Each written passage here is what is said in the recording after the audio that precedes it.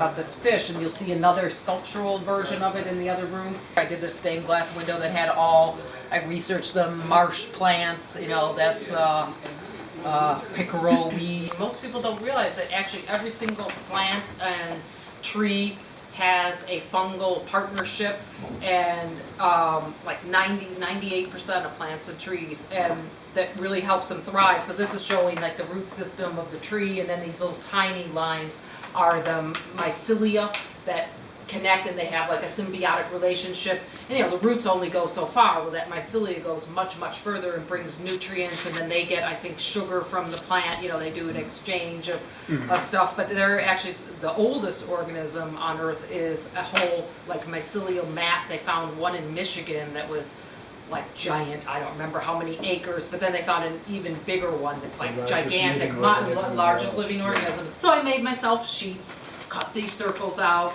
and then basically started, after like 6 weeks of intensive research, I did drawings first. Actually, there's drawings laying around. There's like a drawing over there. So I drew them first. They proved the drawings. And then I started sculpting. Mainly, I just used my fingers. I do use like a little tool maybe to like jab those little holes in there. But basically, my fingers, and I have in the other room too, you'll see, I've got this very cool like water bath that I bought on Maxwell Street, this box that heats up the water. So the wax is like soft. I keep it in warm water so I can work with it like quickly.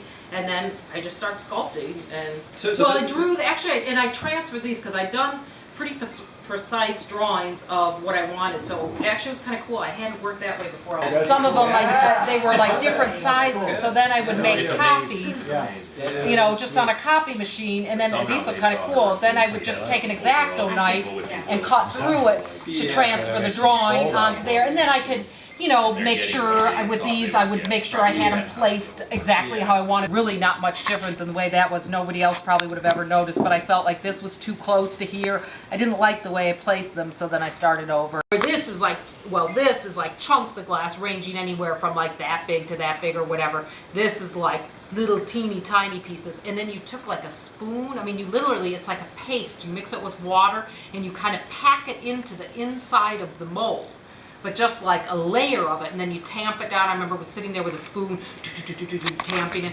and then you put it in the kiln. Well, you can see it didn't quite work, which actually is kind of cool. I like the way it looks like fragile and ancient.